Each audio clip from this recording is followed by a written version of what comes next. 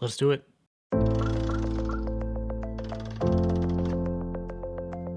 What's going on, guys? CardMechanic here, and today I'm going to be showing you a great self-working card trick. Let's perform. Alright, now check this out. I'll hand the deck over to the spectator and have them give the deck a nice, thorough shuffle. So we're just going to do a few quick shuffles, just like that, and that should be good enough.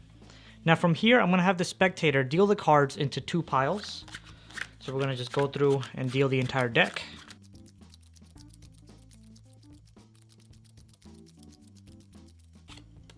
Alright, now from here, I'm going to have the spectator select any pile and look at its bottom card. So let's say they pick this pile here. Take a look and remember that bottom card. Hopefully we got that, and we'll lose that somewhere in the deck just by doing this.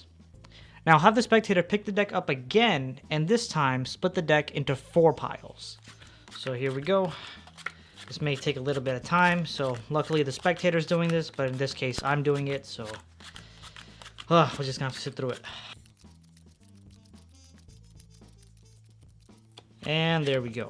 So now we have 4 piles. So from here, I'll have the spectator select any of the piles. Let's say they select this pile. So I'll put all the cards onto this pile right here. So let's go boom, boom, boom. And just for fun, we'll just give the deck one more shuffle. Okay. Oops.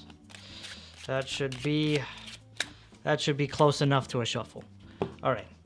So now from here, I'm going to hand the deck back over to the spectator, and I'm going to have the spectator spell out presto, right? Of course, because we all need to use magic words.